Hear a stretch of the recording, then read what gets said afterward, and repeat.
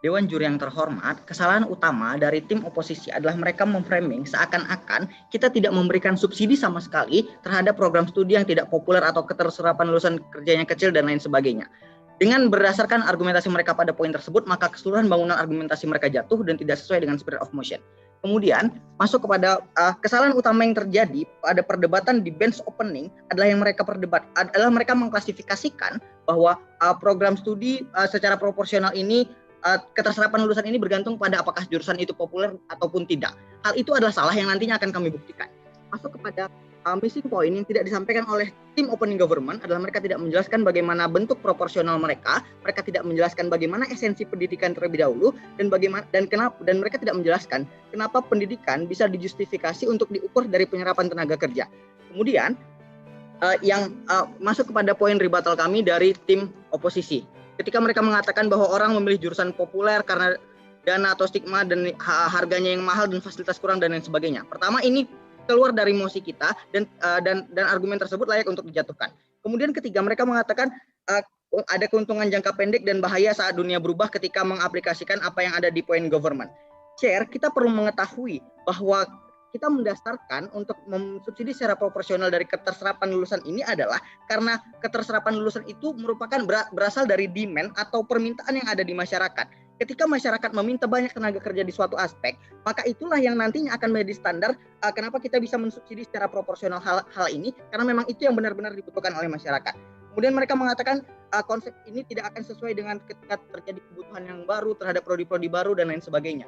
Justru hal itu dapat terakomodir di sisi kami. Kenapa? Karena sifatnya di dunia kami itu tentatif dan bisa berubah ketika misalnya di suatu waktu nanti yang dibutuhkan oleh dunia ini adalah prodi-prodi lain. Mungkin sekarang prodi yang dibutuhkan adalah tenaga kesehatan. Ketika suatu waktu yang dibutuhkan adalah prodi di bidang pertanian dan lain sebagainya, maka kita akan mensubsidi secara proporsional yang dalam konteks ini meningkatkan subsidi terhadap mereka bukan, dan akan menghasilkan individu-individu yang mempunyai kapabilitas bukan, maka poin-poin itu dapat terjamin di sisi kami.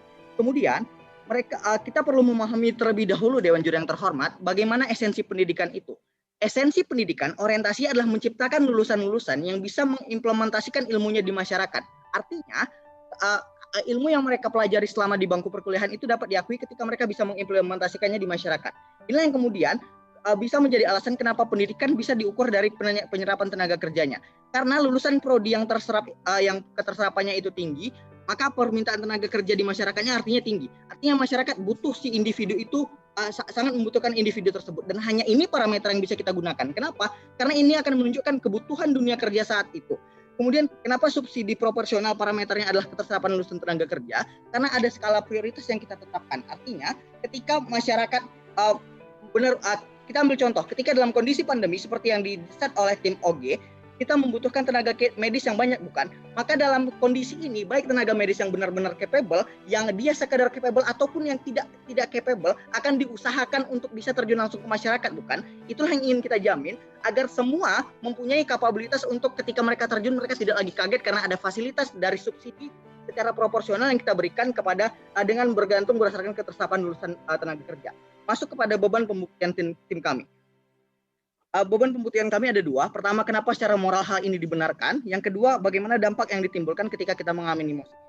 Pertama, kenapa secara moral hal ini dibenarkan.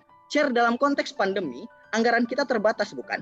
Dalam kondisi tersebut, pemerintah punya hak prerogatif yang kondisi ini adalah kondisi khusus untuk mengambil kebijakan bagaimana agar efektivitas dari keberlangsungan baik pendidikan maupun perekonomian dan aspek-aspek lain itu dapat berjalan dan hal inilah yang mereka lakukan dengan mensubsidi secara proporsional program studi di universitas. Kenapa? Karena maka akan ada skala prioritas terlebih dahulu di mana apabila prodi itu permintaan di masyarakat tinggi, maka fasilitas mereka akan lebih fasilitas yang diberikan akan sesuai dengan permintaan tersebut. Sementara untuk prodi-prodi yang tingkat keterserapan lulusan tenaga kerjanya belum sebegitu diperlukan atau belum begitu urgent, maka akan disesuaikan tingkat untuk subsidinya.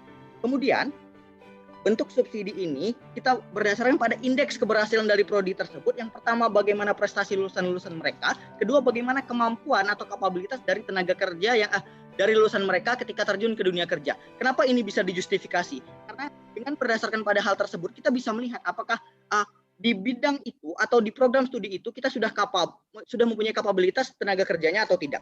Kemudian kenapa ini pada akhirnya ketika kita memberikan ini secara proporsional, ini akan menyelesaikan solusi baik jangka pendek maupun jangka panjang dari masalah-masalah yang dikhawatirkan tim oposisi.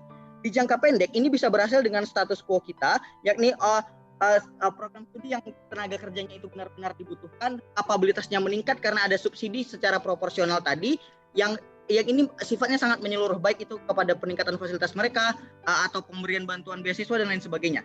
Kemudian untuk solusi jangka panjang, kita perlu mengetahui bahwa konsep yang kami tawarkan ini sifatnya dapat tentatif, bukan?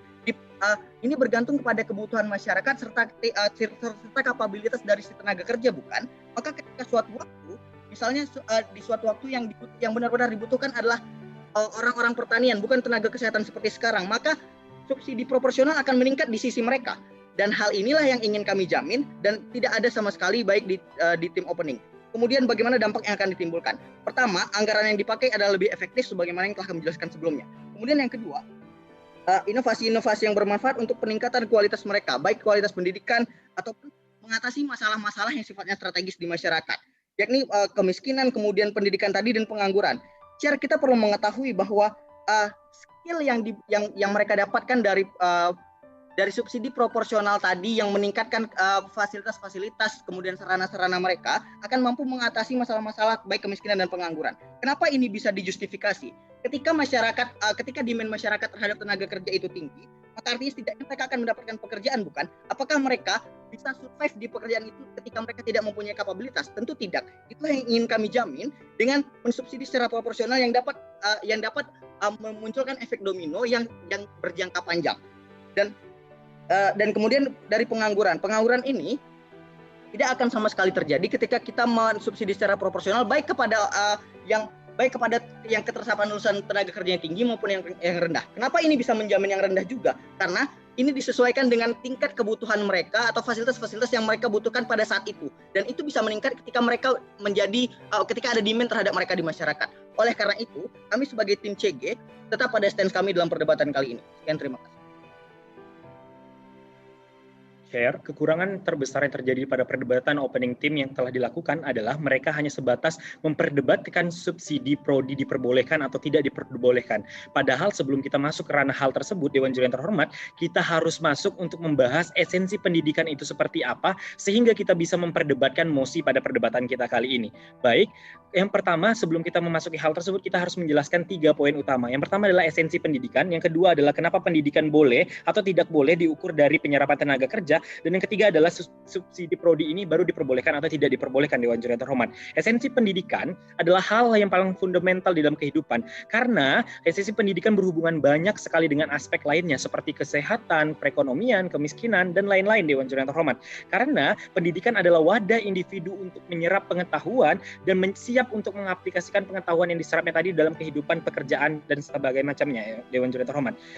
Berakibat pada perekonomian yang saya sebutkan di sini adalah jika orang memiliki bekal pendidikan yang tidak baik, maka peluang mereka untuk mencari pekerjaan juga akan semakin mendikit. Ketika mereka sudah mendapatkan peluang kerja yang semakin mendikit, maka perekonomian mereka juga akan terganggu, Dewan Juri yang terhormat, yang berujung pada kemiskinan yang meningkat, Dewan Juri yang terhormat. Dan jika kemiskinan ini makin meningkat, maka aspek-aspek seperti kesehatan dan seperti hal-hal lainnya juga akan berpengaruh kepada kehidupan setiap individu ataupun kehidupan masyarakat ada saat ini. Dewan Juri yang terhormat, kenapa setelah itu pendidikan boleh diukur dari penyerapan tenaga kerja? Karena cuma itu parameter yang pasti dan utama, Dewan Juri yang terhormat. Seseorang tahu seseorang itu berpendidikan atau tidak berpendidikan hanya karena dia melihat di dalam kehidupan society atau dalam pekerjaan, mereka bisa mengaplikasikan pengetahuan atau jurusan atau prodi universitasnya tersebut dalam dunia pekerjaan atau tidak, Dewan Juri yang terhormat. Ketika mereka tidak bisa, hal itu tidak akan menjamin mereka untuk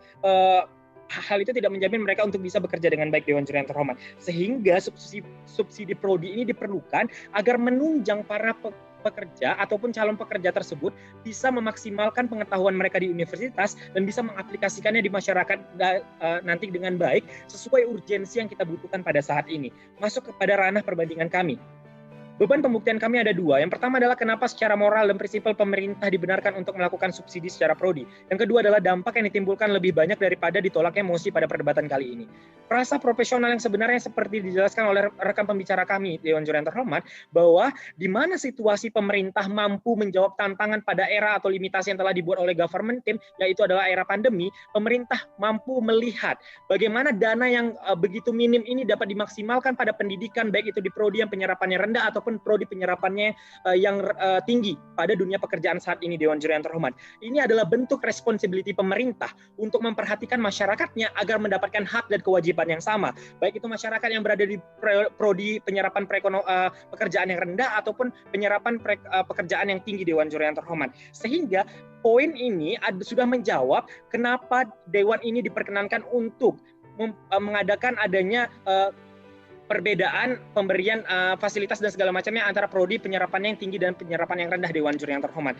Dan kami tidak mencederai dengan melakukan hal ini, sama sekali tidak mencederai hak dan nilai esensi dari pendidikan yang diterima oleh prodi yang daya tampung pekerjaannya rendah untuk di dunia pekerjaan. Karena mereka tetap mendapatkan pengajaran dengan baik, fasilitas yang sesuai tanpa mengurangi hal tersebut. Mereka tetap mendapatkan subsidi dari pemerintah sesuai kebutuhan mereka jalankan sesuai kebutuhan prodi mereka, Dewan Juri yang terhormat. Dengan yang dana sedikit pun kami juga akan membuktikan dengan dana sedikit pun mereka tetap bisa survive karena karena perumpamaannya seperti ini, Dewan Juri yang terhormat.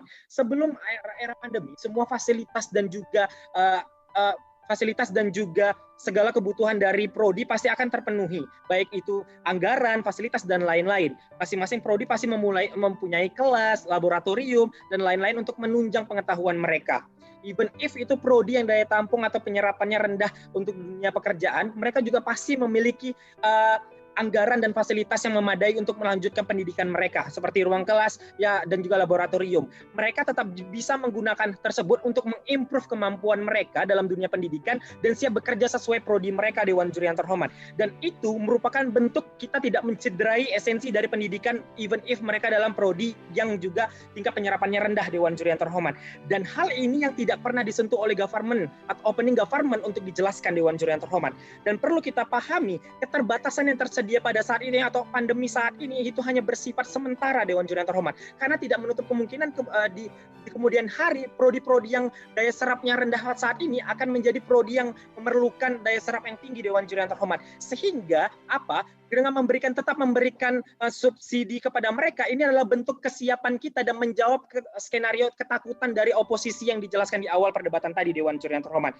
Dan Dewan Juri yang terhormat, apa yang membedakan antara subsidi rendah, subsidi prodi yang rendah peminat dan juga subsidi yang rendah yang tinggi pada penyerapan pekerjaannya, Dewan Juri yang terhormat. Misalnya seperti ini, subsidi pada prodi yang permintaannya tinggi, Dewan Juri yang terhormat, dalam dunia pekerjaan. Sebelumnya mereka hanya memiliki kapasitas kelas hanya untuk 20 orang dan laboratorium itu alatnya hanya 8. Namun dengan situasi COVID saat ini, karena di bidang kesehatan mereka sangat diperlukan, maka diperbanyak ruang kelasnya menjadi maksimal 50 orang, kemudian alat-alat dalam laboratoriumnya ditambah menjadi 15-20. Hal inilah yang kami ingin jelaskan kepada tim oposisi agar mereka tidak salah tafsir terhadap subsidi yang diberikan oleh pemerintah kepada urgensi yang kita lakukan pada saat ini, Dewan Juri yang terhormat. Dan ini juga tidak dijelaskan oleh opening government pada perdebatan di awal tadi, Dewan Juri yang terhormat. Sehingga poin ini jatuh kepada kami selaku tim closing government. Kemudian Dewan Juri yang terhormat, dengan penjelasan kami tadi masuk ke beban pembuktian kedua, dampak negatif yang akan dirasakan jika kita menolak pada promosi perdebatan kali ini, yaitu adalah pengangguran yang semakin tinggi. Kenapa saya katakan pengangguran semakin tinggi? Ketika kita tidak mengeffort atau mendukung lebih prodi-prodi yang siap untuk bekerja atau yang dibutuhkan pada pekerjaan saat ini, mereka akan bingung untuk cara melanjutkan pekerjaan mereka di dunia pekerjaan, Dewan Juri yang terhormat. Mereka akan sulit atau tidak terlatih maksimal dari fasilitas yang diberikan oleh pemerintah kepada mereka untuk menjalankan pendidikan tadi, Dewan Juri yang terhormat. Sehingga pada saat pekerjaan nanti mereka tidak maksimal dalam menjalankan pekerjaan, sehingga mereka dipecat dan kemudian menyebabkan pengangguran menjadi lebih tinggi pada proposal mereka. Kemudian esensi pendidikan sama sekali tidak terjalani pada proposal oposisi, Dewan Juri yang terhormat. Seperti yang saya jelaskan di awal, bahwa esensi pendidikan lebih akan terjalani dengan adanya subsidi ini, karena kita memandang skala prioritas pemerintah untuk memandang kesiapan negara ataupun dana yang terbatas tadi, Dewan Juri yang terhormat. Kemudian yang ketiga adalah perekonomian negara tidak akan membaik karena peluang kerja ataupun pekerja yang yang bakalan produktif itu bukan pekerja yang dibutuhkan atau yang dipersiapkan oleh negara, Dewan Juri yang terhormat. Kemudian yang akan menyebabkan terakhir adalah negara gagal menghadapi situasi pandemi dan kesejahteraan banyak orang tidak akan pernah diraih. Oleh karena itu, kami layak untuk dimenangkan pada perdebatan kali ini. Terima kasih.